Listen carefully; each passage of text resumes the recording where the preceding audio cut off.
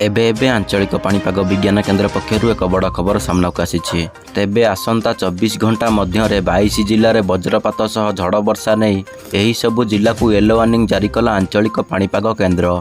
एने आगक केउं अंचल को केते प्रतिशत वर्षा हेबो, केउं केउं जिले में एहार प्रभाव अधिकरू अधिक मात्रा रहिबो ता नै संपूर्ण अपडेट जानिबा। किंतु ता पूर्वरु वीडियो गुटे लाइक करंतु, सांगसाथी मानक सहित अधिकरू अधिक मात्रा रे शेयर करंतु। जदि आम चैनल रे प्रथम थर पई वीडियो देखुथांती ताले एबे ही सब्सक्राइब करी बेल आइकन को ऑन करी रखंतु, जहा द्वारा पाणीपागर लेटेस्ट अपडेट आपण माने सर्वप्रथमे आम चैनल रे पाई परिबे। ताहले लेट न करी चलंतु खबर उपरे नजर पकाइबा। सूचना अनुसार पूर्व केंद्रीय बंगोपसागर पार्श्ववर्ती अंचल रे सृष्टि होइथिबा घूर्णिबलय प्रभाव रे आसंता 48 घंटा मध्य उत्तर पश्चिम बंगोपसागर रे एक लघुचाप क्षेत्र सृष्टि हेबार संभावना रहिछि बोली आज सतर्क सूचना जारी करिछि आंचलिक पाणीपाग केन्द्र।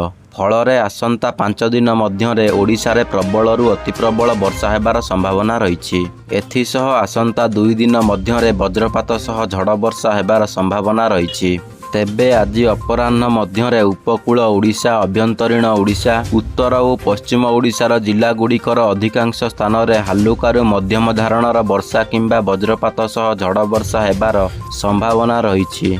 एही समय मध्य मयूरभंज, केन्दुझर, देवगढ़, अनुगुल, ढेंकानाल, संबलपुर, झारसुगुड़ा, सुंदरगढ़, सोनपुर, बौद्ध, कंधमाल, गजपति, गंजाम, खोर्धा, पुरी, नयागढ़, कटक, जगतसिंहपुर, भद्रक, बालेश्वर, केन्द्रापड़ा और जाजपुर जिलार केतेक स्थान में वज्रपात सह झड़ वर्षा हेबार संभावना रहिछि। एहाकु दृष्टि रे रखी एही समस्त जिला को हलदिया चेतावनी बा येलो वार्निंग जारी करिछि आंचलिक पाणीपाग केन्द्र। तेबे वर्तमान आपण माने भिडियोटी को केउं जिल्लारू देखुछंती एवं आपणक अंचल रे पाग किपरि अछि ताहा कमेंट माध्यम रे जणांतु। जय जगन्नाथ।